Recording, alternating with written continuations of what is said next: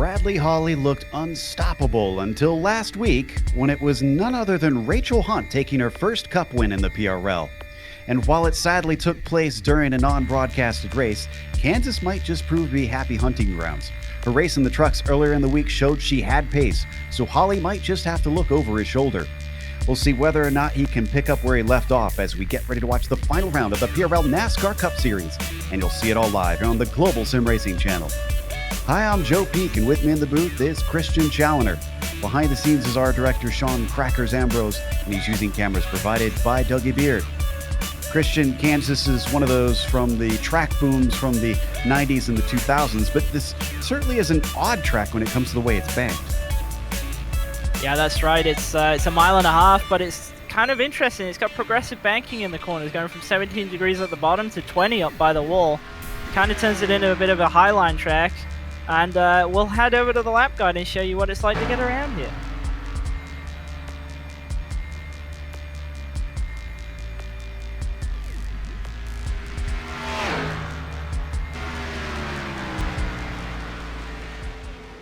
Hello everyone and welcome to the Global Sim Racing Channel. I'm Brian Yazik.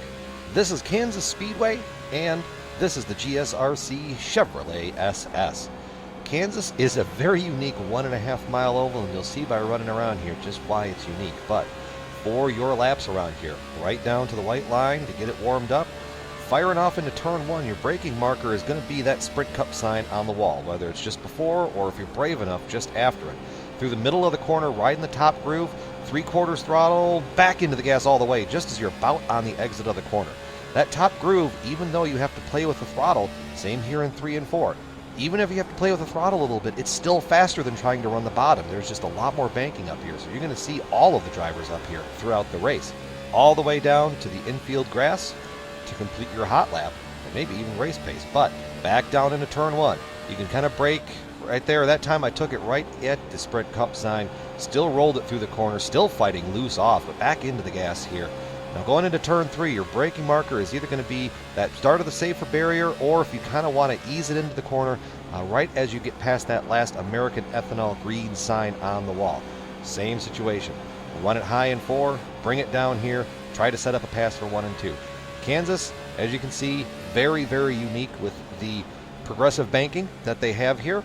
And these cars will sure love to rim ride high, wide, and handsome, inches from that wall. And we're going to see it all under a great show today on the Global Sim Racing Channel. I'm Brian Yazik. This is Kansas, and this was the GSRC Chevrolet SS.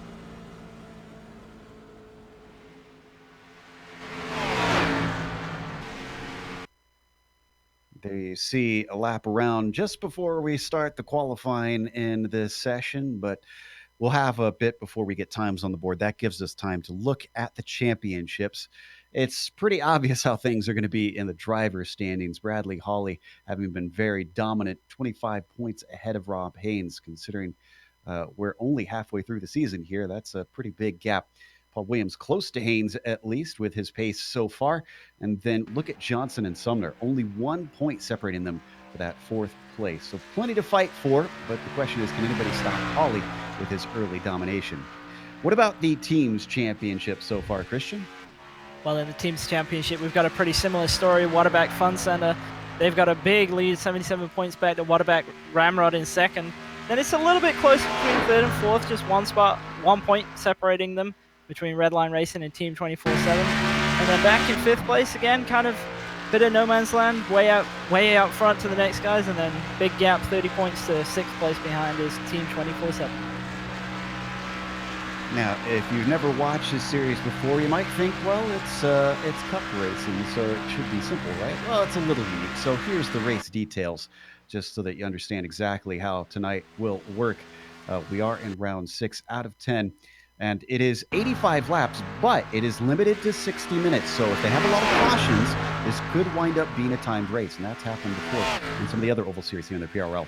It's a fixed setup, though, so drivers will not have to worry so much about trying to fiddle with that. They also have a green-white checkered in case we go into overtime and we get a caution late in the race. There's a 13 incident limit, so you got to be careful because that's not very high. You can disappear if you find yourself bumping and banging too much with the other cars out there.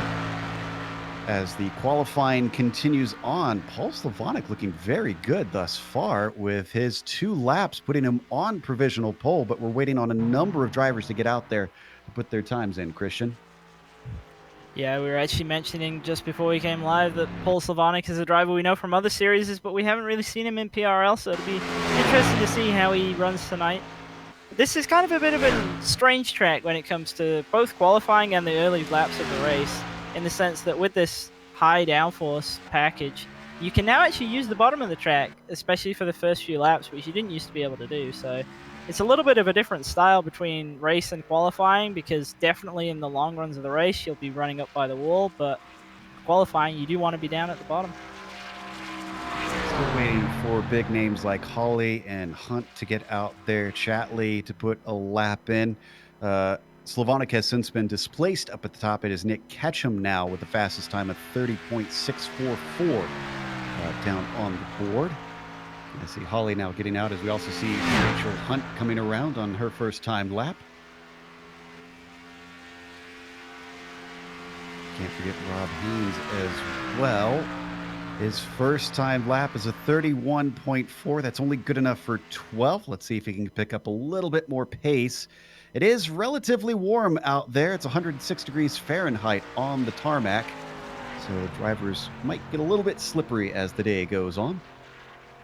Yeah, it's an interesting decision to have this race kind of a bit in the daytime. It does kind of improve the racing just a little bit, makes the track a bit slicker and a bit more challenging to keep the car down on the white line, especially for the qualifying laps. Second lap for Rob Haynes, good enough for pole for the number 29, a 30.598. In fact, the first driver to break under 30.6s. I see Rachel Hunt coming around for her second lap. Let's see if this one's any quicker for the number 16. Can she continue her form?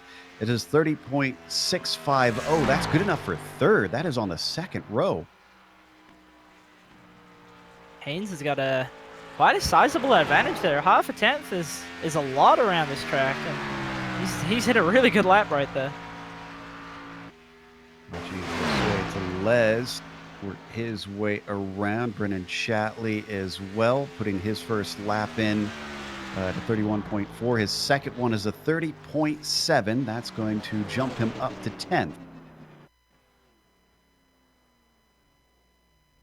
See what Bradley Hawley does on his second lap. It's a 30.664, only good enough for 5th, interestingly, for the driver who's won 4 races so far out of 5.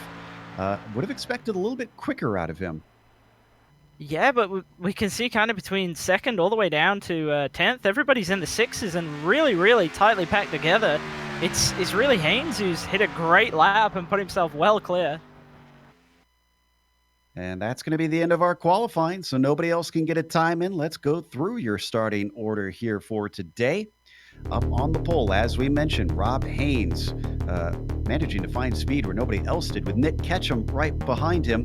And then on the second row, Rachel Hunt coming off of a victory at Talladega, seeing if she can continue with another one here, or at least a top 5. Paul Williams will be starting in 4th. Row 3 has Charles Sumner to the inside. Bradley Hawley only managing 6th today in the qualifying. Row 4 has Thomas Sink down there in 7th. Then in 8th position, it is Colton Lane. Adam Zimke will be starting P9, and then the top 10 is rounded out by Paul Johnson. And then our last man in the 11s is Eric Roberts, with Brandon Chatley, the first man in the 7th, alongside him in 12th. Jose Tellez in 13th, Pat Harvey 14th, Nick Pruitt, and the guy we talked about a little bit, Paul Slavonic, coming up 16th. Mike Richter 17th, Robert Engelman 18th, Robert Bissell Jr. expected a little bit better from him in qualifying, came home 19th there, and Frank Peacock in 20th. 21st goes to David Dreckman with Nick Hunter in 22nd. John LaBaff will be starting in P23, and the last 2 drivers to get a time in were Mark Kalin in 24th and Baron Hilton in P25. Danny Cervantes is right now scored as 26th, but he has been given an EOL from the last round, so he'll have to start at the tail of the field.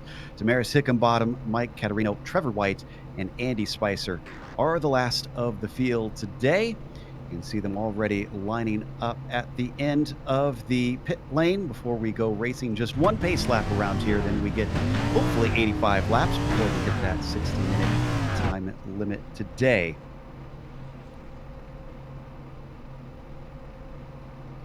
We saw, at least in the truck race earlier, Christian, that while the tires made a bit of a difference, there were a number of those early in the race who took a gamble to get themselves up to the front to try and get a little bit of track position. And that seemed to pay off. Do you think it'll be a bit of the same today, where if we get some early cautions, there might be some risk takers? Well, the key really is holding on as long as you can for the tires to wear to the point where the bottom line is just not useful anymore. And that's where, say, a 2-tire call from, say, in the late teens to the early 20s can really move you up to kind of the back end of the top 10. And if you can withstand maybe about 8 or so laps to the point where the track becomes top line dominant, then yeah, it's definitely a good call. Not so sure it'll work out as well for the guys at the front to do that, but maybe late in the race, where track position is king around this place. It's a mile and a half and it's really wide, but it's really hard to pass, especially late runs. So it might be the race-winning move. See if that comes into play here today as they come into turn 3, all lined up and squared off behind that Mustang pace car. Should peel in momentarily and give Rob Haynes control of the field. Waiting for them to let them have their way, as now the pace car is in. Slowly trundling towards the start-finish line. Green flag is out. It is a late start for our leader. Rob Haynes on the low side, starting to get a little bit of an edge, but not a great jump over Nick Ketchum. He definitely wants to get up to that high line soon. Down below, you can see the number 16 of Rachel Hunt already starting to work ahead of Nick Ketchum. And in fact, with a great run, gets up and gives a bump draft to our leader. Relatively calm start. Most drivers just trying to sort themselves out. Yeah, I think what we'll see here is a couple of people will commit to the bottom for maybe as many as 5 laps, but I think realistically the first 3 laps are where you're going to be able to make moves down there, and then we'll see everybody will be fighting to get in line on the top line. We can actually see already here at the back of this line, people are already starting to do that. A couple of people trying to get third lane to work and get to the right rear of guys who are kind of leaving a little bit too much space up by the wall. In fact, there's a lot of battling for third on back, but Hunt and Haynes have basically hooked up together and pulled a tiny little gap over the rest of the field. Almost a little bit of 3 wide in the back, but everybody now coming back to double file. I take that back. I see a car ducking low. Is that Bradley Holly, actually? Yeah, it looked like he nearly ended up in a 3 wide, and it just kind of went back to 2 right as he got to the corner. He's already got himself up to 5th from the 6th place starting position. Now looking ahead to Charles Sumner, who's on the low line in front of him, still fighting side by side with Nick Ketchum. Up on the high line, we got a car in the wall behind them. Manages to catch it. That was Josue Tellez. Yeah, and we can see already that guys are really struggling to keep it right down on that white line. They're kind of having to arc the corner a bit more if they are running the bottom. And we really saw it coming off of 4 that last lap where people just, the grip is almost already gone. That worked out well for Charles Sumner, who's now managed to get up to that high line and into 3rd, well clear, although Holly's trying to work the low line. We're right on board with Josue Tellez, losing a couple of positions due to that touch all the way down to the apron for the number 24, as it looks like his momentum hasn't quite recovered yet.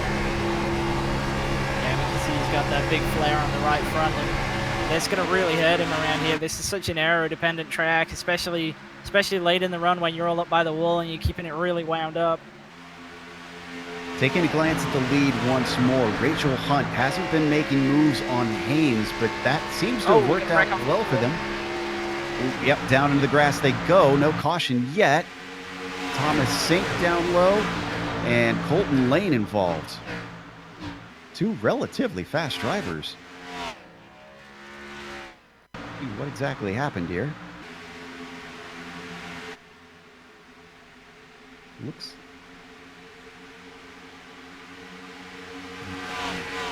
Thomas Sink drifting up high, bounces it off the wall, takes both of them down into the grass.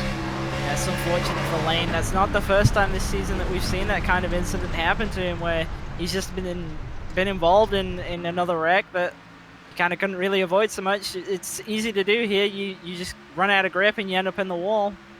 It looks like the party's over for Haynes and Hunt, because despite pulling a gap earlier, now that Sumner and Holly have started working together until now, they have run them down, and Holly seems to have had his fill of being behind Charles.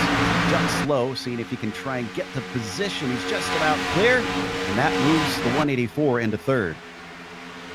It was quite surprising he actually had the grip to do that. I saw him dive down there, and I was worried he was just going to go backwards, but looked like maybe just because he kind of had enough clean air on the nose, he was able to make it work. First side-by-side battle we've got is between the 67 of Harvey and Johnson down on the low side. This is for 9th position. Johnson giving a better example of how the shot off the corner not really working as he starts to fall back across the trioval. Harvey on the high side. There we see in the darker yellow and black machine. The orange and black of the number 17. Just below him, belonging to Johnson, and he's going to have to get back in line. That one failed. Yeah, and I've actually been watching Harvey a little bit, and he's been one of the more aggressive drivers on the start, and he's actually made up 5 spots, and he's been doing really well, and to get around Johnson, Johnson's been one of the fastest guys in the past couple of races, so he's definitely looking good. These two were racing close. So was Bradley Holly, who went low and then decided to come back high and now gets a great shot off the corner. Hunt might lose his 2nd place, but it looks like Holly's going to have to do it the hard way with the line that has not worked for most of the drivers we've seen thus far, and indeed, the 184 falls back. Yeah, it looked like he committed to it, and it looked like he might have enough to hold there, but right as he got to the center of the corner, the nose just washed up enough that he had to back out of it. Haynes going low, though. Interesting, that line that he's chosen. It seems to have worked out off the corner. Rachel Hunt had shifted to the high side that time through, and Bradley Holly not as good of a shot to try and catch her. The thing with running the high line is that it definitely is quicker. As we see, Holly's actually got the right rear here. If he can maintain this down into 1, he definitely has a good shot to take the 2nd place. Stays up high, although Hunt starts out low, drifts up. Looks like an over-under potentially for Bradley, and that speed is much stronger. He's going to have a nose ahead by the time they get to turn 3, but he's got to seal the deal, send it in hot, maybe drift up high in front of her. He does not. He holds it down low. Now he gets up to the high side, and the over-under switches back in favor of the 16 now.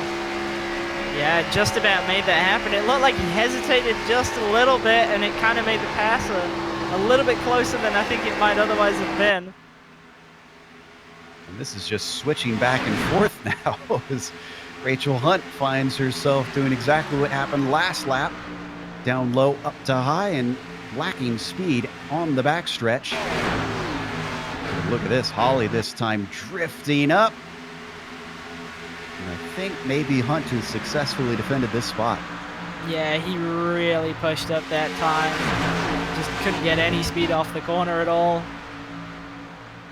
Now, despite all this fighting, they have Sumner behind them, but they've dropped the 5th place car of Nick Ketchum. He has a duo back with the number 7 of Paul Williams, and that's also going to go side by side between those two.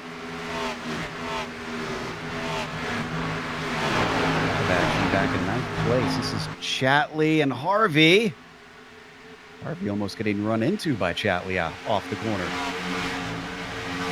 Harvey looks like he's maybe starting to slow back a little bit, moved forwards quite a lot to start with, but now he looks like he's on the slide to the back. Don't have to go to it, but I can tell you that just when we ducked away, Hunt brushed the outside of turn 4 a little bit. That gave Holly 2nd place finally. Stay with this battle, though. Harvey ahead of Chatley, ahead of Slavonic, and then behind Slavonic, you've got Mike Richter. That last lap, it looked like Harvey got in the wall a little bit in the middle of 3 and 4. See, quite a bit of battling here in the mid-pack. Getting them finally sorted out single file And then it immediately erupts again down into the corner on the low side. The number 7 of Williams not giving up on it. Excuse me, that's Richter, rather, down there in the 51. Williams was also low in a battle very similar up ahead. Does seem to have kind of split into a lot of mini packs already, and that's the thing, is if you're at the back of one of these mini packs and you've got this gap to the next pack, so to speak, you can afford to be aggressive because you know you're not going to lose anything. So I'm not really surprised that we're seeing guys at the back of these small lines being more aggressive than, say, the cars second and third, because they've really got nothing to lose. Looking at the 21 of Zemke side by side with Williams. Williams is going to get right in his way, and the 21 has to check up off of 2. That's going to give him the spot, and we've got a change for the lead. Bradley Hawley has managed to get ahead of Haynes. The first lead change we've seen all race on lap 18. Still side by side. Haynes not going to give up on it. Hawley's got the desired line, though, riding the rim of the track. Watching from Rachel's perspective, you can see the lack of speed off the corner as Haynes just falls backwards. Yeah, he couldn't recomplete the pass and clear Hawley there, and he's just really suffered because he had to stay off the wall. And we see him actually get into the wall off of 4. Well, that was costly for the 29. We'll watch from on board. He'll lose a spot to Sumner due to that.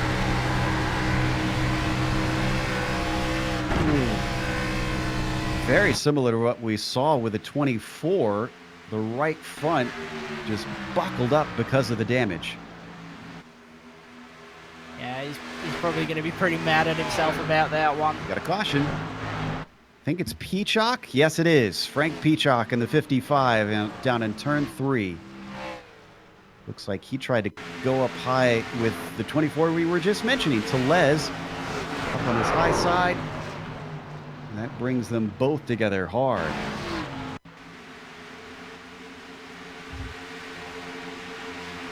Peacock got the worst of it. We'll take one more angle at it. Whoever his spotter is, obviously, if he didn't give him the clear, he wasn't listening close enough. But if he did give him the clear, that was a bad call. Yeah. So we should see pit stops here. We had quite a bit of green flag racing, almost a quarter of the race through. And as we expected, pretty much everybody coming in. Hawley leading the pack. Now, who do we get taking a gamble on 2 tires? I feel like it's too early to gamble on 2, and especially we saw that Hawley was actually able to make his way forwards from 6th to the lead already. So I think this early on we'll see everybody take 4. Hawley coming to his first, with him qualifying a little bit lower. Is anybody going to miss their stall, or is everybody in clean? I'm not seeing anybody backing up from the front group, so that looks fairly good. Not sure if Rob Haynes didn't just slide just a little bit, but I expect he might elect to stay in the box a little bit longer. Just And to Hunt, that right front. Hunt was able to get out ahead of everybody else with a quick stop. In fact, it wasn't all that much quicker than those around her. Charles Sumner was about the same time. Same thing with Bradley Hawley. Just quick in and quick out for the number 16. That's going to give her the first spot once Peacock comes in for his repairs. Sumner second, Hawley third. Wow, what a drop for the 184 after those stops. Yeah, look, just like Hunt and Sumner were just quicker getting in and out of the box. I don't know whether Hawley kind of was really conservative coming to the box or not, but he lost about 0.9 of a second right there. Fascinating developments. Hunt stayed stuck to the back of Haynes for quite a while. And actually, where did Haynes go? Remember, he had damage from that incident with the wall. He is down in 19th. He stayed in long to get those repairs done. And looking at the car, it looks like it's pretty much back into shape. Oh, nope, maybe not. I just saw it go by the camera, and it still popped up a little bit. I think he's going to be suffering a little bit from that, but I think it was a smart decision to get it fixed early on. We don't know how many more yellows we might have. Could conceivably go green to the end from here, so if you've got the opportunity to fix the car under a yellow, I think definitely it's a good decision to take it. And we know he's fast. I'm pretty confident we'll see him back up there at least into the top 10 before the end of the race. Car that you see ahead of Hunt, that is Damaris Hickenbottom, who had an early stop mysteriously. Now, Hickenbottom is still many laps down, so we'll see the 09 get his lap back, or a lap back, rather, I should say, once he's waved by the pace car in a moment or two here. So after a win at Talladega, Rachel Hunt back up to the lead, qualified within the first 2 rows, and was certainly staying with the leader in the early laps. There we go. There's the wave by as everybody now doubles up. So what can she do from the front? Sumner's going to be hard on the chase. Same thing with Bradley Hawley. Let's not count out Paul Wims. Wims was looking good in the trucks as well earlier this week. I think we're going to see Hawley be really aggressive here. He's restarting third, which means he's probably going to be in the position to take second coming down to turn 3 on this first lap, and it wouldn't surprise me at all if we see him really go for the lead really early on into the second lap. Down the back stretch, waiting for things to kick off for our first restart. And it's been pretty clean racing thus far. As I mentioned, nearly getting to the quarter race mark before we had our first caution. And if we do go green to the end, that will be fascinating to see how many drivers elect to try and go all the way to the finish, or if anybody wants to try and gamble on some green flag stops. Mustang pace car now coming in as it gives control to Rachel Hunt. Early on the throttle for the number 16. Green flag is out. She gets a very good jump on those behind. But as was predicted by Christian, Bradley Hawley, very good down on the low line, immediately getting into second place and overtaking Sumner. Yeah, straight down all the way onto the apron there, and surprisingly, he was the only one that I saw that did that, and now he's going to have a really huge run coming into 3 here. Oh, but he's given the high side. The 16 liking the fresh tires, going to take a gamble. Rachel Hunt, may regret that gamble because already up on the high line. Bradley Hawley back to the lead. And we got a caution already.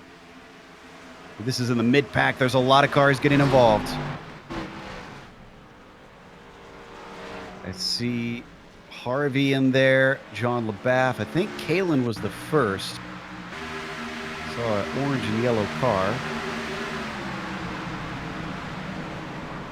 Drifting up into, that is Pat Harvey.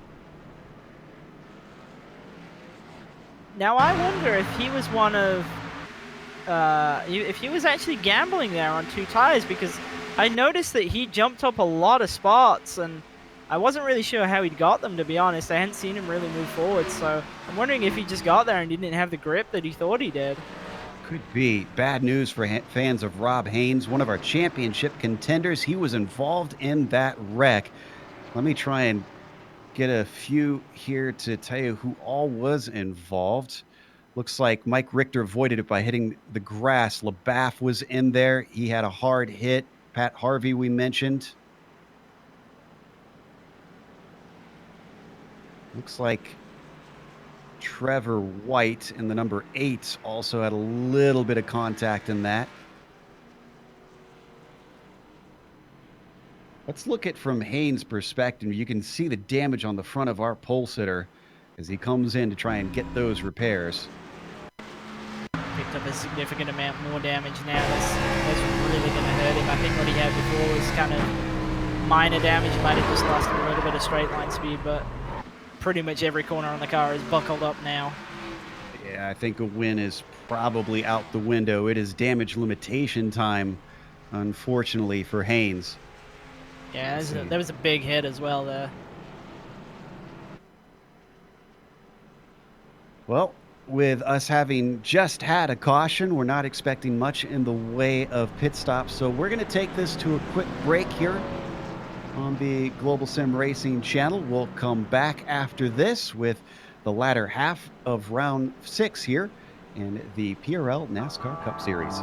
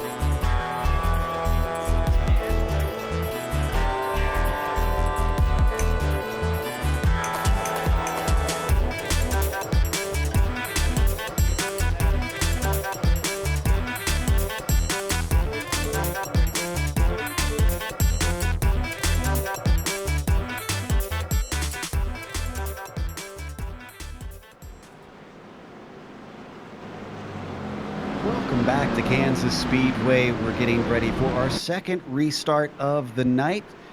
And Bradley Hawley is going to lead the way here. As you can see, they've now doubled up behind the Mustang pace car. Hunt lost the lead on that last restart, in fact, fairly quickly. So as we ride on board her, she's going to have to do it from the high side and see if she can maybe return the favor and get back past Hawley. She's the only other driver to have won thus far this season, other than that number 184.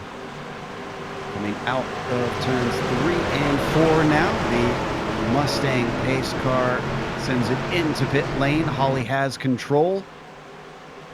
Gave a late start earlier. And it's a late start again. Bradley Hawley waiting for the green flag to wave the 16 with a decent jump on the high side. That unfortunately, though, does check up the number 7 who is tucked up behind her. Paul Williams, no response down low. Charles Sumner managing to get a nose in just below the rear quarter panel. And that's actually going to allow the number 98 to maybe shuffle into second place here.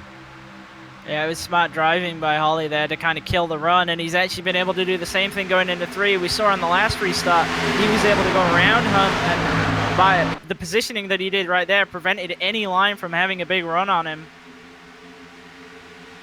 It's worked out well so far. Pretty much everybody behind him, all still double file, trying to make good on their position. Hunt, who dropped back initially, now using that high line to good effect and getting the shot off the corner. The 16 might be able to solidify second here.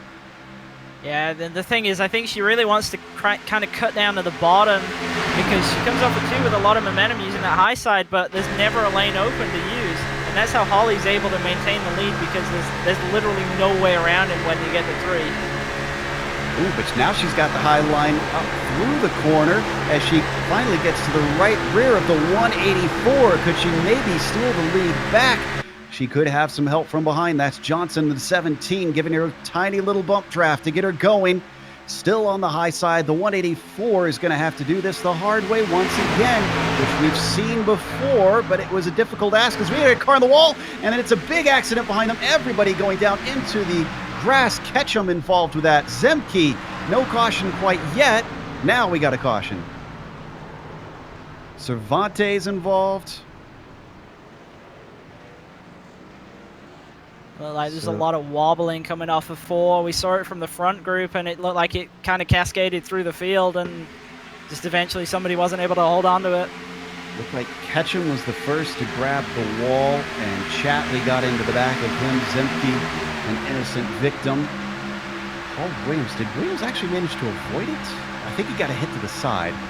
That's the 7 that you see. Yeah, he got shuffled down into the grass, but then because he was so far down, he missed most of it.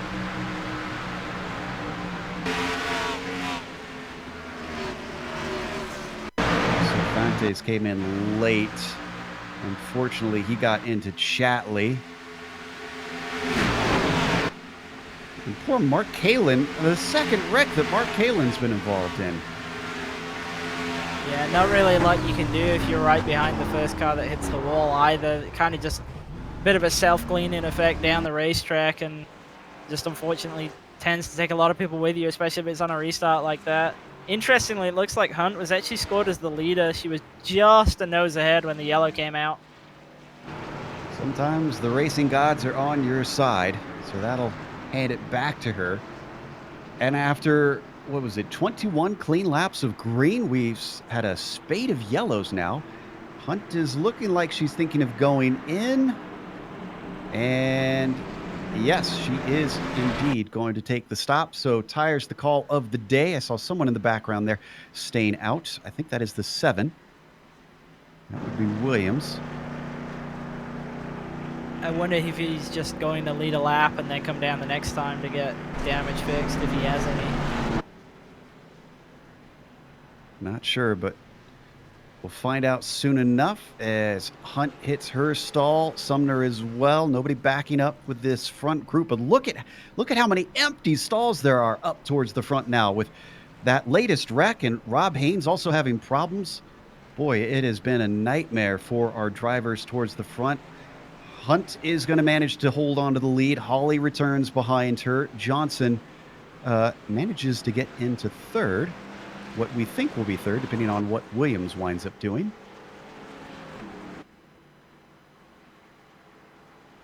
I believe Williams will pit, but it'll be interesting if he decides to stay out. He's on considerably older tires if he does stay out, so I'm not really sure that's going to work out well for him if he does.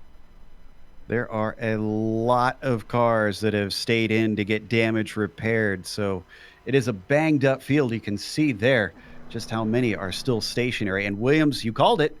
Williams is coming in. Yeah, I think he was just going for the lap-led point. How about David Dreckman, though? Up to 6th, 21st. Ooh, what a climb.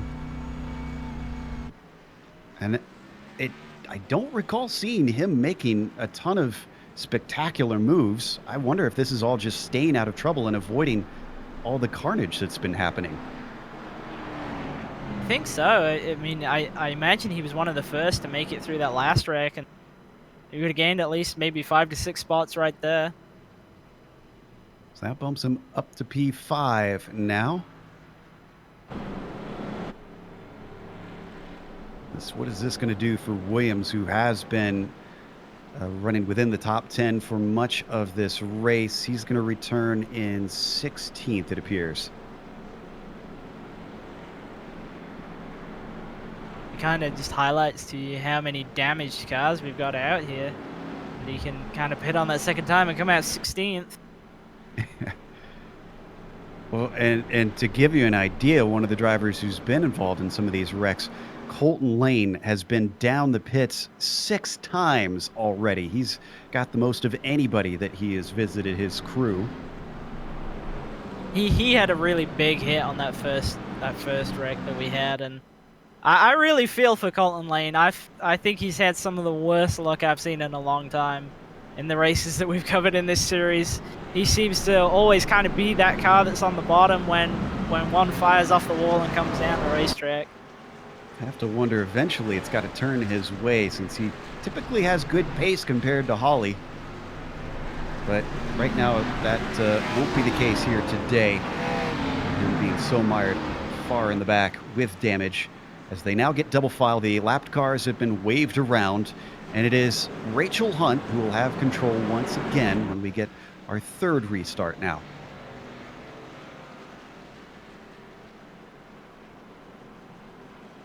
It'll be interesting to see what Paul Johnson does here, because he's been working with Hunt quite effectively actually, but now he's in a position where he could get to the lead. So I suspect that arrangement will go out the window, and he'll be out for himself from this point forwards.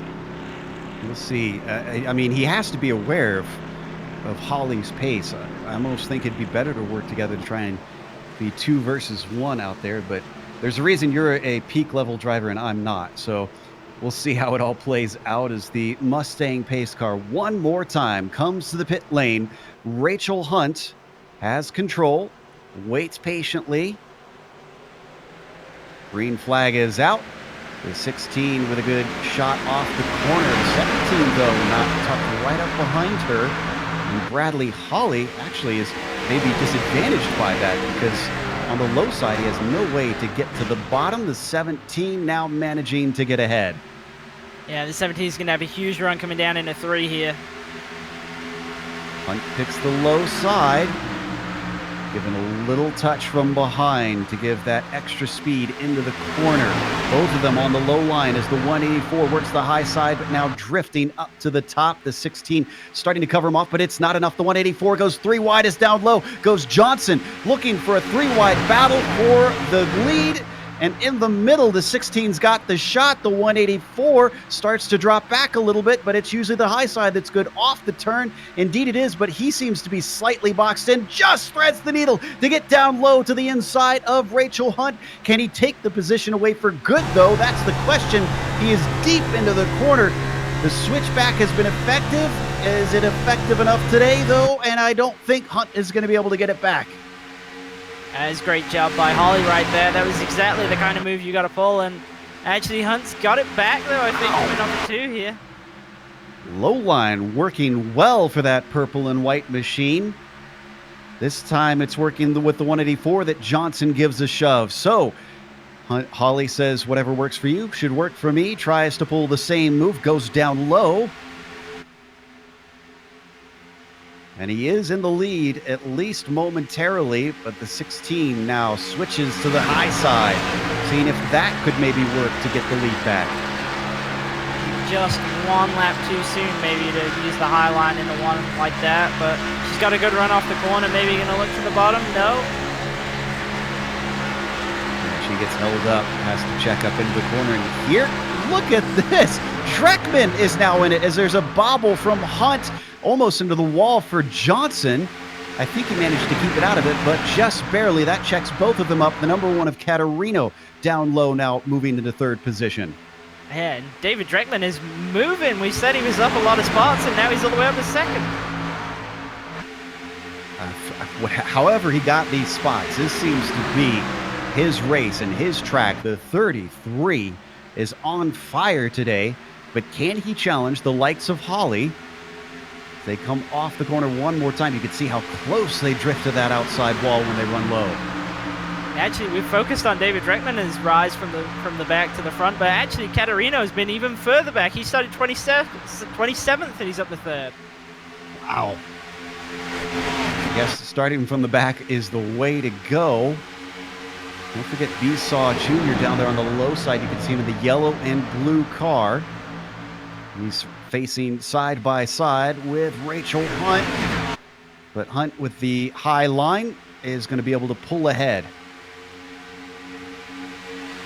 I think Paul Johnson might be regretting that maybe he was a little bit too nice on that restart. I felt like he had a big run on the first lap and that he could have got his way to the lead, and it looked like he just didn't quite commit to the line that was open for him, and now he's kind of stuck in his pack, not really able to go anywhere. Last halfway now. Caterino up into 2nd place, battling with Dreckman. And number 1. Ooh, things are getting a little dicey behind him there between Hunt and Johnson. In fact, Hunt looking potentially at a 3-wide situation, depending on if she dares. Not quite. Looks for the shot and said, oh, and Caterino into the wall, and hit Dreckman into Hunt. They all scatter. Hunt gets turned around, hitting the wall. Down low, that's B-Saw spinning. And Nick Pruitt slides to a halt down low. Not sure if he was a completely separate incident. Yeah, it was just really just ever so slightly mistimed kind of switch lane right there, and just got that all kicked off, and that was really unfortunate. We had those guys who come all the way from the back to the front, and now that's probably going to be the end of the night there. Which is disappointing after such a good race for Rachel. With her running up at the front, it looked like it could potentially be a hunt for pink this October, but it was not to be. She's going to have to get some repairs after that one, and is not come into the pit lane yet. We're still getting the pits opened. We're going to watch this replay one more time. She was so close to getting away from it. Well, she didn't hit super hard. Oh, but the front is not looking good there from that angle. Yeah, it kind of got tipped sideways and then slid all the way down the track and then just nosed into the wall in 3. And it's a helpless feeling because you know that's going to happen and there's really nothing you can do. You can't get the car to cut back that late on. And again, just an unfortunate deal. It's so close to being clear for Caterino and just not quite. And with cars that close to each other, that's unfortunately the inevitable result. Boy, our front runners are having a miserable day today, because the highest car that we've got within the top 5 that is Charles Sumner, who started in 5th. He's in 4th right now. Holly started 6th.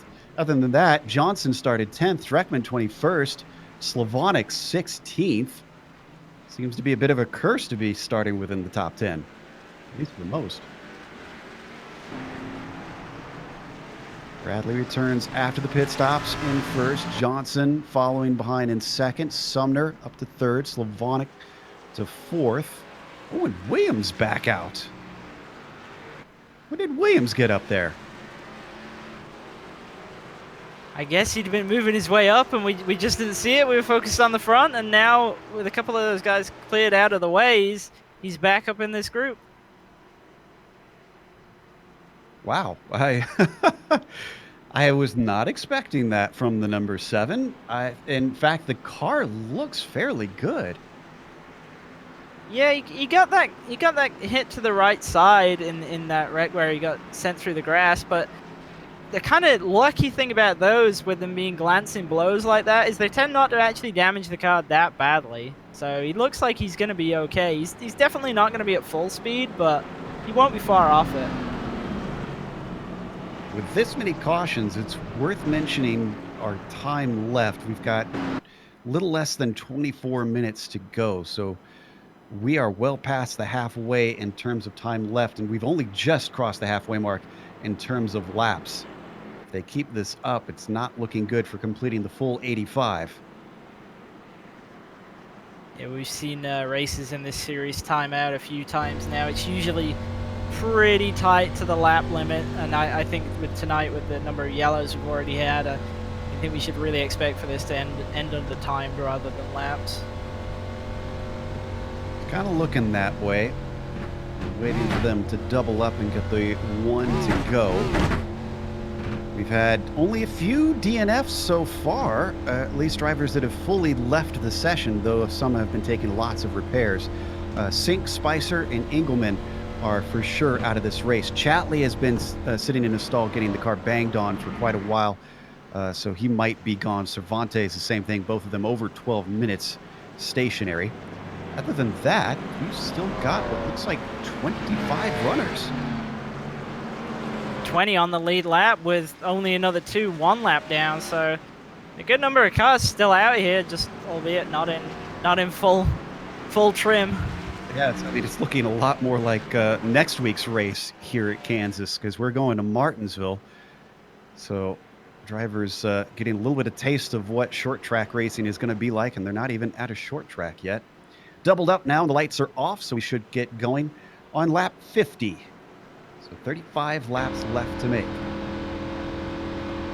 Now, Holly's been a bit of an expert on these restarts at kind of killing all the runs, so it'll be interesting with a couple of different guys behind him now how that'll work out, whether they'll be wise to it, whether they'll try different things than maybe the people behind him have normally done. We've seen Paul Johnson was pretty conservative on that last restart. I think he probably realizes now is the time to be in the lead after what he's just seen.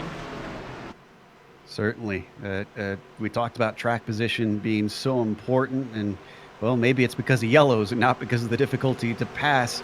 The pace car is in and waiting and holding them up. We've seen this from Holly before. Green flag is out. He gets a very good shot, and that means that Charles Sumner looks likely to maybe take this second place away, already sliding in the line ahead of Johnson. With that gap that Holly's got there, though, he's probably going to be pretty vulnerable coming down into 3 unless he covers the lane off. He's going to stay low. Sumner has a run. The 17 has a run too, and it looks like Johnson is the one that's not going to lift as he comes up to the high side, hoping to try and take second away from Sumner. Speed not quite fully up yet, so he doesn't get around him through 3 and 4. Maybe something into 1 and 2 for the second time. Nope, he's just going to stay in line. Yeah, I think Sumner could have got the lead there if he'd have gone with Johnson to the high side. They have enough of momentum on that top line to make that work and pass a single car on the bottom. Whoa, Paul Slavonic. A deep run down into 3 to the inside of Williams. The 7 going to have a better run off the corner, though, but feeling feisty is the author. And he's having a good night as well. And again, a quiet night, avoiding the wrecks, and he's now up in the top 5. Second and third place drifting up high together. That's going to interrupt the momentum of Johnson. Not sure if that was intentional to try to cover him off, but with those two fighting, Sumner and Johnson are starting to lose a little bit of touch with Hawley. It's working out great for Hawley, and if he can maybe get another half-second clear, I think it'll be really hard for them to come back to him. A lot of dicing back there. Understand that Slavonic has even had a book signing today, so feeling a little bit like a superstar. Not only great with a pen, but clearly good behind the wheel as he's running in the top 5 today. Still side to side with the number 7 of Williams. They're getting that sorted out as we finally go single file for second and third. One of our more damaged cars, the 24 of Tellez, is actually hanging on pretty good inside the top 10 right now. Running 6th. I think he's just falling back a little bit, but not a bad job given the damage on the car. We've seen a few of these cars involved in the incidents. That's Mike Richter, who I know was thrown down into the grass on one of those wrecks. And that's Colton Lane. Colton Lane has got into the mix yet again. The number 60, with 7 pit stops under his belt, is within the top 10 somehow. I guess he's been down pit road enough times for them to get it fixed, and it's holding decent speed right now for him. Yes, by that point, you could replace the whole bodywork of the car. You spend enough time in there. Well, let's see what he can do now that he's got himself at least within contention. Boy, there is a lot of different lines happening up at the middle of the top 10. And I take that back now pretty much everywhere but first place, because here goes the battle for second. Sumner on the high side of Johnson, who's ducking down low to see if he can finally get that away. See, I want to see Johnson be more aggressive. I know he's got the pace in the car, and I see him, he keeps going down and trying the moves, but he just doesn't commit fully to them. I feel like if he'd really drove it in there and won, he could have cleared him and taken that second spot. Still side by side, but now they're being joined by Williams behind them in the number 7. With the 2 wide, he elects not to try and make it a threesome and backs off a bit into 1 and 2. Maybe he could carry the momentum off of turn 2 here. It's looking good because it was horrible for the 17 of Johnson down low. And yes, indeed, the 7 now managing to get to the right rear quarter panel. This is where you don't want to be stuck on that bottom, but Sumner had a bit of a big bobble off before there, and it's maybe going to help Johnson have one last go at this to clear him. Johnson tried to send it in as deep as it would go through 1 and 2. It's just not paying off. And now he can't even duck up high to try and claim a spot in line, because that's Paul Slavonic who's going to stop him from getting up to the desired line. We're riding on board with Williams there for the moment, who's still duking it out with Sumner. Yeah, Williams with a good run there, actually cleared all the way to second. Chops him off and says, "This is mine, thank you." But he's got some work to do. Williams a half second back from Hawley already. Yeah, Williams with a little bit of damage on the car as well. It's going to be tough to run down Hawley. I'll be impressed if he can get there. I kind of don't think he can. I think everything's stacked against him to do so. Well, we've managed 10 laps under green now as they come across to lap 60. Now only 25 to go. They've turned this thing around after a whole bunch of cautions in the middle of the race. And this is the calmest we've seen the top 10 for quite a while as they're all single file.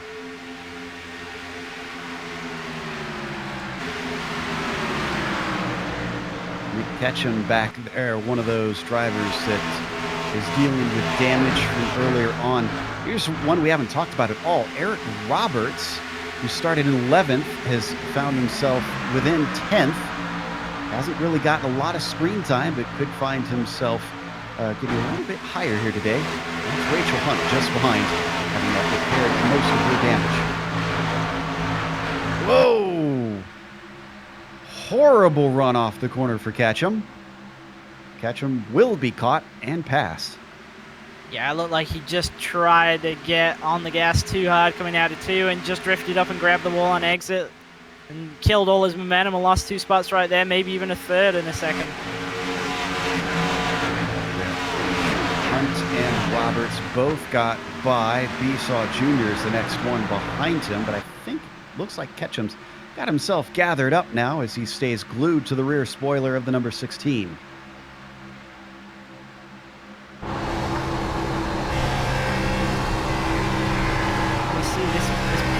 Higher up is starting to play themselves into this battle for this actually all the way from second all the way down to 8th here. Yeah, Johnson and Slavonic are trying to catch back up to Sumner. They dropped a few car lengths on the number 98. Ooh, and behind them, that is a very good run. That was Telez getting to the back of Richter that you saw, trying to give him a little bit of a push down the backstretch. On board with the 24 now. I think both Telez and Lane have realized that they don't really have cars that are capable of moving forward under their own kind of outright speed. So they're just hanging on at the back of this line and really kind of trying to push everybody back together. And I think that's smart because, well, I say that as we see Lane go to the bottom into 3, but it's bringing them into this fight, which realistically their cars aren't capable of being in. Lane, I thought he was going to be able to get by Telez, but he holds it very shallow off the corner. In fact, it's Richter who looks like he's going to have a good shot up to get ahead, and he does Ketchum rather, that gets past Roberts, not Richter.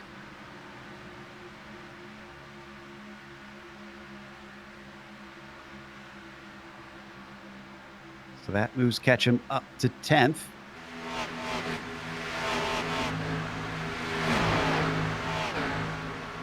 Ooh, quick duck low from the number 24.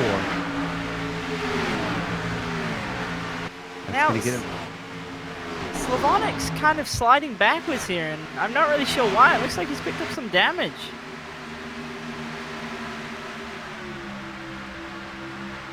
Oh, I've had that from an earlier wreck, yeah. Might have been involved in an earlier wreck, yeah. Lane up on the high side, trying to make good on things. But he's going to settle back into 7th position. Just behind Slavonic in that 528. Starting to get drivers to settle into things a little bit more. But ahead of this all, we can't fail to mention that Bradley Hawley is running away with it for the 5th time this season out of 6 races. Williams is 1.2 seconds back and not looking like he really has much to try and catch the 184. I did say I thought it would be a really big challenge, and I think the longer it's gone on, the more it's tipped towards Hawley in terms of just speed. Williams is doing a good job, though. I mean, we've seen he's got a bit of damage, and to get back to second is really impressive. But the longer the run goes on, the harder it is to get any kind of movement going. And we can kind of see how people are spreading out. The tires are wearing more, and the influence of the aero push is getting even bigger. And that's kind of why we're seeing these gaps get just ever so slightly larger and staying pretty uniform car to car. What's fascinating is our last driver on the lead lap is actually Rob Haynes. And I don't think he's going to be lapped soon, because it looks like Bradley Hawley has quite a ways to go to get to him. But it would be an unfortunate irony for the number 29 to find himself put a lap down by Hawley, who he was competing with earlier. Now, Colton Lane has disappeared. Oh, you know what? Colton Lane, I think, ran over the incident limit. I'm checking to see. Yeah, he made contact. Actually, this is worth a replay because Slavonic made an almighty save in that. This is into turn 3. Let's see if we've got this. There, we saw just the tail end of it. Boy, that's I'd say what you call instant karma. We did say that the incident limit was pretty tight, and yeah, there we go. And it's kind of unfortunate for Lane. I know it looked like it was really on him how that went down, but still, he'd done a really good fight back with the damaged car. And we said about how many times he'd been down pit road, and to be out of the race because of being DQ'd like that is... Whoa! What is going on with the 17 of Johnson down to the grass? That's going to hand over third to Sumner, and fourth... Nope, that's not fourth. That's Hilton. The lapped car going by. Well, this is one of the longer green flag runs we've had. I think, was it just understeer? No, it was oversteer. Yeah, it looked like he was just kind of trying to pull it down a little bit off the wall, and it started going the other way, and luckily he was able to not get in the wall and get it straightened up through the grass, and fortunately he didn't lose anything more than one spot. He's got a pretty big gap back to 5th. Let's head back to 9th with Nick Ketchum, which is now 8th for him because he's on the inside of Roberts. Those two have been pretty fiercely fighting. This is a hornet's nest right here. It really is. Oh, and that's Ketchum into the wall hard again. He manages to catch it. Besaw Jr. almost going all the way to the apron to avoid getting into an incident. Great job by him keeping that straight. It doesn't look like he's lost too much pace. We're going to watch the replay. Brushes it, thwacks it. Oh, wow, that second one was a harder hit if it looks like it. And then Besaw Jr. actually lost this position right back to Ketchum as we come back live because they're still fighting. You see the inside is Ketchum, outside Besaw. Both very, very damaged cars, and yet still running in the top 10. It's the battle of the damaged cars here, and it looks like Besaw has actually got the slower of the two cars, but he has the top line, so he's got all the cards in his hand right now. Boy, these drivers making these things look a little bit more Mad Max than anything else. Hey, do we have a problem with John LaBaff? LaBaff, another one that hit the wall coming off of 4 and went through the grass. So the 911 falls to 17th after that incident. Let's stay with this battle up in the midfield, though. Slavonic ahead of Roberts, ahead of Hunt.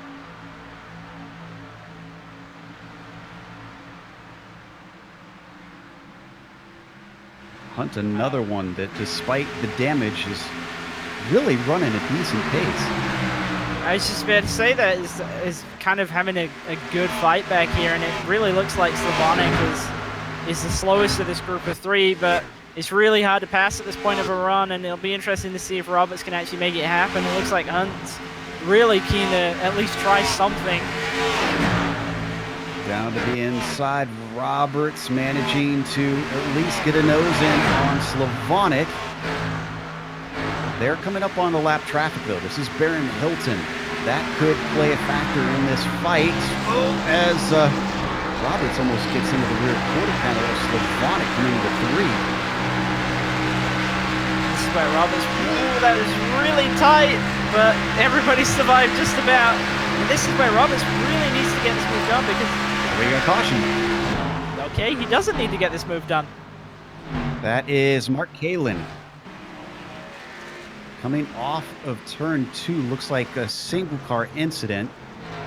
A couple laps down. That is a shame that that's how this is going to cap things off. I thought we were going to bookend things with long green flag runs. The 62, unfortunately, finding the inside wall.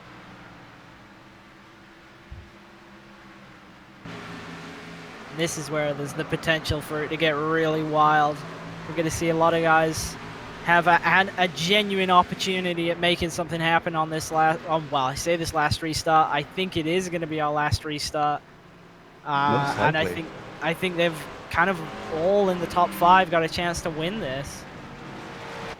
Gosh, yeah. I mean, the timer's at about 5.5 minutes left. I think we should be able to get the restart before the timer runs out. We definitely will before the laps come out because we're 7 to go. I'm assuming, Christian, it's stay out is the call. It's a long run, and the thing is, there's not. Well, I think if you're around about 10, yeah, I don't think there's a right answer. This is one of those where pretty much if you're the leader, whichever you pick is going to be wrong, because if you pit, everybody's going to stay out, and if you stay out, well, not everybody pits, but a lot have pitted, and a lot of people with fast cars have pitted. I think this is going to be interesting to see if Holly can hold on to this. I think 2-lap restart, yes. Anything more than that, I think it's going to be difficult. Williams was the first one to come in. Does anybody maybe gamble on 2 tires potentially? It was a long run.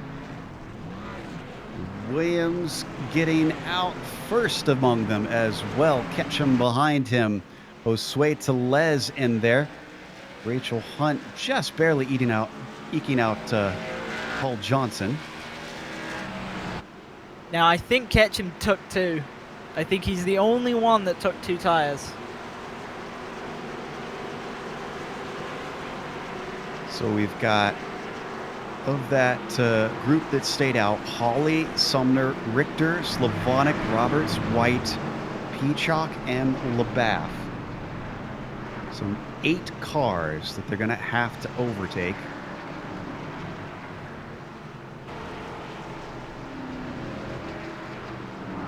These laps, how long are these laps here under the pace car? So we got 3.5 minutes left. We're not going too wide this time by, so we've got 2 laps to go here under caution.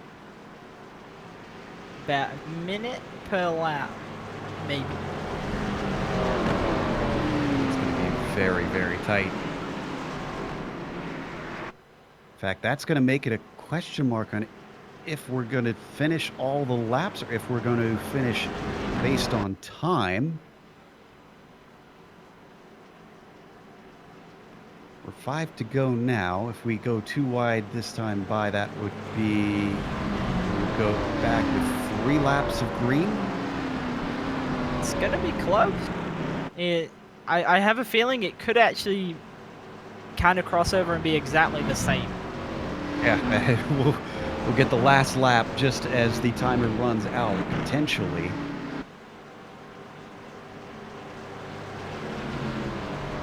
That last lap was, well, a 125 wouldn't be representative because I believe that's with a pit stop in there.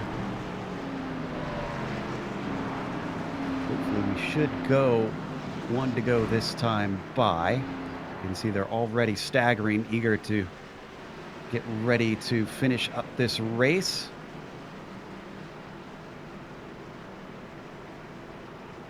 I believe it is 1 to go. Looks to be the case, yes. Everybody double file now. Lights are off on the pace car. And we are going to get going at, let's see, it is about 1 minute 25, it looks like, on a full pace lap. And we've got a minute 40 left. Ooh. I think we're going to get 2 laps, essentially. believe it will be a green-white checkered. Well, hopefully we don't get another caution before we get to that white flag. They're going to restart with 3 to go here, so we're going to be just shy, we believe, of the full race distance. And it is Bradley Hawley who will have control on old tires with Sumner beside him, but the first car on fresh tires is going to be Paul Williams.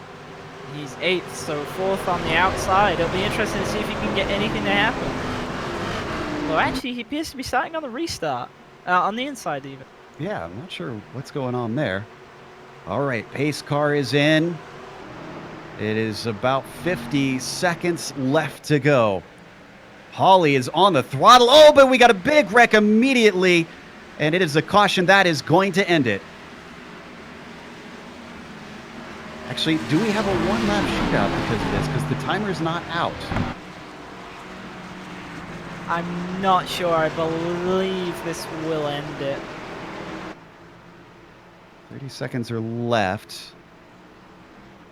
That would give it to Bradley Hawley if that's the case. Mike Richter manages to get into second out of that. Sumner falls to third, and those 10 seconds that we had under green, not even that, I don't think.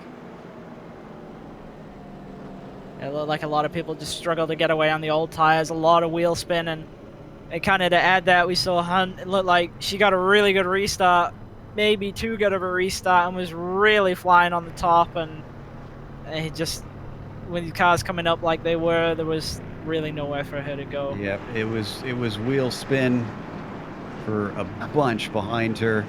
We are getting the white flag. Let's see if we get the checkers when they get closer to the line here.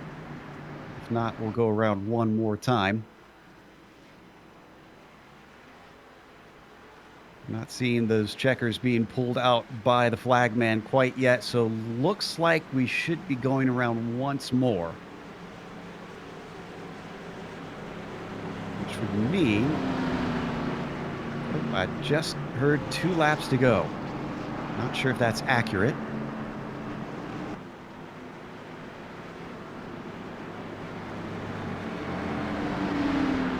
So Bradley Hawley is looking like, regardless, probably going to get his 5th win out of 6 starts. And we're going to be 1 lap shy out of completing the full distance. And that's actually pretty surprising. We had a lot of yellows in the middle of the race, but it was kind of bookended by 2 long green flag runs, so it kind of balances out and nearly gets us to the full race distance. Yeah, if it wasn't for, excuse me, oh, I had a thing in my throat. If it wasn't for that last caution, I think we maybe could have had all 85 laps, but it was not to be as they come around behind the pace car. Unfortunately, no green-white checkers for our fields. I don't think Bradley Hawley really cares too much about that. He's going to be happy to now make himself the winner for half of the races this season. We still have 4 left to go. Bradley Hawley, your winner here today at Kansas Speedway. That's going to take us to break. Richter following behind Sumner in 3rd. So we'll come back with the unofficial results, as well as hopefully some driver interviews. Stick around because you'll see all the upcoming races here on the GSRC.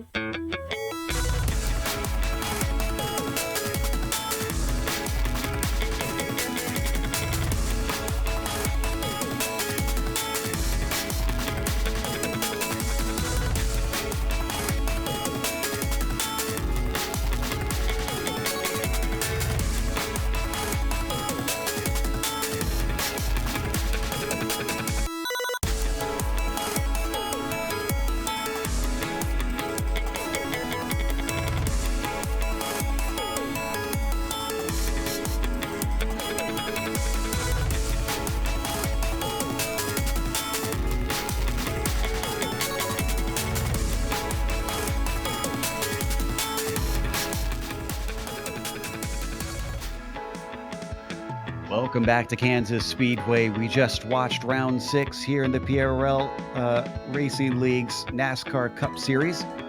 And, of course, Bradley Hawley with another victory, his 5th out of those 6 races, with Mike Richter following him home. What a chaotic finish that was. The last restart, unfortunately, didn't even get to the line. Sumner falls to 3rd, though, with that restart. Paul Slavonic, we were talking about him. He finishes 4th despite starting 16th. Richter started 17th, by the way, with that 2nd place. Frank Peacock, how about this one? 20th to 5th for him, with John LaBath 23rd to 6th. Boy, it was a day to start at the back of the field. Paul Williams, a disappointing 7th, having gambled on a fresh set of tires at the end. He finished 7th. Josue Telez 8th, and Robert Esau 9th. Paul Johnson rounds out your top 10. We had Adam Zemke, came home 11th. He kind of had a little bit of an anonymous night, but hung around the back end of the top 10 the whole time. We got Rob Haynes. Got to be disappointed with that. Started on the pole, had a huge advantage in qualifying. Got involved in a wreck early, came home 12th. Impressive to get back to 12th, though. He came down pit road a lot of times. Had Nicholas Hunter, came home 13th. Didn't really talk much about him tonight either. David Dreckman, we saw him get all the way up to 3rd and even maybe have a challenge for the lead before being involved in a wreck and coming home 14th. Nick Pruitt was 15th, Trevor White 16th, Rachel Hunt we saw, again a contender at the front, and unfortunately he got involved in a wreck and came home 17th. Eric Roberts, another who dropped from near the top 10, started 11th, came home 18th. Nick Ketchum started 2nd and came home 19th, and then Mike Caterino, he went all the way to the front and then nearly all the way to the back again, coming home 20th. Last few cars to actually finish the race. Pat Harvey 21st, 2 laps down. Also 2 laps down for Hilton in 22nd. Tamaris Hickenbottom then had a lot more repairs to do. And for a while was up to the front, but was part of one of the first big wrecks, 23rd for him. Kalen managed to get back out as well in 24th. Then is our DNFs, Colton Lane, Cervantes, Chatley, Engelman, Spicer, and Sink. Disappointment for those, but not for Bradley Hawley, who takes another win and joins us here in the booth to talk about having now won 50% of the races. Your one blemish on your record so far this season at Talladega. I guess you can't be too upset considering the nature of Talladega. Oh, well, Talladega was just disappointing for me. Thought I had the wreck avoided, minimal damage. I go in, found out I had 2 minutes of damage. Oof. Well, yeah, that is pretty harsh. Well, it seems a lot of drivers experienced what you experienced here today at Kansas, because so many came out with damage, but you avoided it all. Do you just attribute that mostly to managing to get up to the front early? Yeah, being up front definitely helped a lot. I mean, after Wednesday's race, I kind of had a feeling it didn't matter where you're going to be. It's just a matter of being a little bit lucky this week, especially in the Cup cars with how much the draft meant, and just trying to keep the tires underneath you. Now, with Christian running in the Peak Series, I tend to try and go to him about strategy and whatnot. And since he has a lot more experience here, and at the end, he was saying that the call on whether or not you pit before the final caution was a bit of a toss-up. If you're the leader, that you can't really decide, and you're kind of damned if you do, damned if you don't. How did you wind up making the decision to stay out? What made you decide to make the call to go on the old rubber?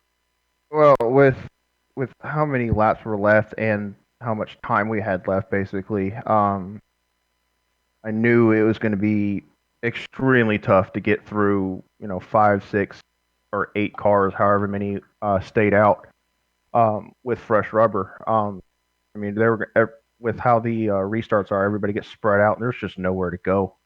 So, me and the Waterback team talked about it, and we felt like the guys up front needed to stay out. Bradley, it's looking more and more like another championship could be in your hands. Congratulations on the victory today. Hopefully we'll get to talk to you at the next round. Thank you very much. That was Bradley Hawley, winner here at Kansas. Up next, we've got Mike Richter in second place. Christian has caught up with him. Mike, it looked like it was a wild night out there, and looked like you were kind of dodging around a lot of stuff, but you gained 15 spots from 17th and came home second. You must be pretty happy with that. Yeah, it's finally about time that I got on the podium in PRL. I've been trying real hard, both the trucks, and I do some road racing too. So, man, finally getting up there. dodging all the stuff was fun, exciting. Yeah, it was definitely exciting for us to watch, and yeah, he came home second, and well, how did you go about dodging all of what was going on? Because it looked like that was an art form in itself tonight. Well, doing a bunch of practice and being around all these official races, you get a lot of the same. So being able to kind of just get used to dodging everything, and finally it works out. Sometimes it's a crapshoot, and you get lucky, and some of that was that, and a lot of it's experience from just track awareness and knowing what's around you and what they're going to do. Yeah, you say about the experience, and that looked like it kind of showed through on that last restart. We saw a lot of people struggling with wheel spin. Looked like you kind of did go up the track a little bit, but it looked like you held on to it way better than a lot of the guys around you. And I guess, again, that comes down to the experience, and really kind of on the money restart, you made it count. So a great job there. And next week, Martinsville, you looking forward to that track? Oh, I'm more an intermediate racer, but I've always had good luck at Martinsville, and now that I got one out of the way, hopefully I can repeat and get some more podiums in the season, and then get a good showing next season. Well, it'd definitely be nice to see you back on the podium again there next week. And you're saying you're happy to get that podium, so is there anybody you'd like to give a shout out, a thank you to? Well, PRL, I really want to thank them for doing everything that they do. Definitely CRB for making this all possible. And HKS and the Waterback guys, it's fun racing week in and week out, and really appreciate everything. And you guys for broadcasting it. Thanks a lot. All right, thank you. Well, good luck for next week, and we'll see you there. That was our second place finisher, Mike Richter. Third place is Charles Sumner, who had a very good first pit stop. We were kind of shocked at the fact that you and Rachel, Charles, had managed to jump some of our quicker drivers and get yourselves into first and second, respectively. What do you attribute that to? Because we didn't notice any real difference in the stall itself. Well, I was driving through Brad to get into my stall. I noticed he creeped up just a little bit too much. So when he did that little back motion, that was enough. And then Rob Haynes got into the wall about 2 laps before that caution, and I know he was going to hang in there to repair that damage. So I was hoping to maybe slam that stop perfectly and get in front of Rachel, but it wasn't meant to be.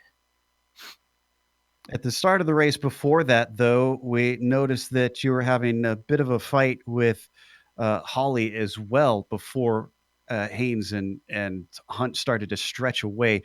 Were you trying to get him to work with you so that you could catch them back up? Were you worried about maybe losing touch with the leaders?